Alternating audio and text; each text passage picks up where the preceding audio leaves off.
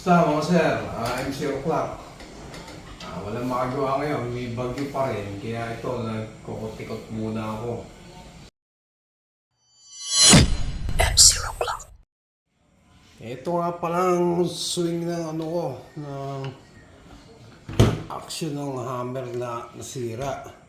Kasi dito, ito sa side na to, meron siyang dowel dito. Ayan, dito. Itong, ano to. Yung nakalawit na dowel dito, yan. Na pag sinasarado mo to, tumatama siya dun sa barrel para maging stopper. So, naputol. Yan, putol. Ngayon, hindi ko matanggal yung bara sa loob. Kung ano na ginawa ko, ganyan, gas-gas na nga eh. Wala nang chance ang matanggal ko pa yung kaputol ng dowel. Kaya ang ginawa ko, nilagyan ko siya ng ano rito, ng screw, nut, screw. Na diretso hanggang dun sa sa may ilalim nitong swing. Siya nagiging stopper na ngayon. At yan, may tutono ko pa siya dyan. Sabihin, yan, kung wala siya, ayan, nakita nyo, lampas. Nakalampas yung swing. Pero pag inaano ko to, nilulubog ko to, ayan na, pumapantay na siya dito. Konti pa para pantay na pantay. So yun, okay na siya.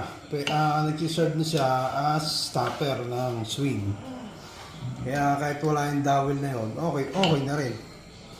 At yung loob nga pala ng bolt na, ito M4 yung ginamit ko.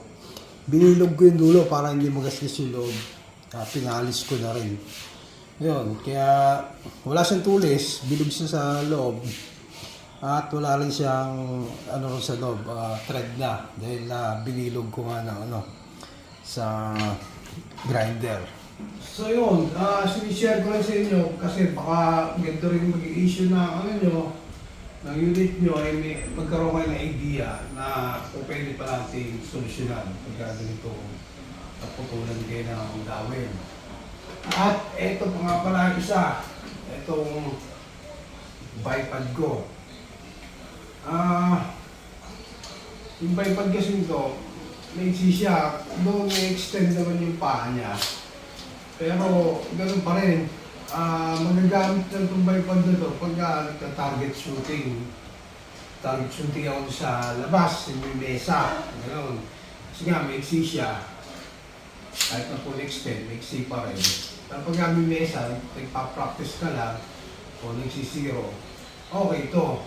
Pero pagdating sa hunting, ganito ka baba, halos useless, hindi mo rin magagamit. Kahit na-extend mo pa siya ng mahaba, wala rin. Hindi ka naman dadapa dun sa bukid para gamitin itong bipod na ganito. Baka madapa mo pa yung ahas, gano'n. Kaya gagawin ko ito, ahabaan ko ito. I-extend ko yung mga paa niya. At ito nga pala, dinrawing ko na itong itong connector na gagawin ko para dito, para ma-extend ko yung paa niya. Papa 3D print ko itong itong ginawa akong simple design na to. Mura lang siguro ito, baka mga 50 pesos lang sa 3D printing doon sa Shopee.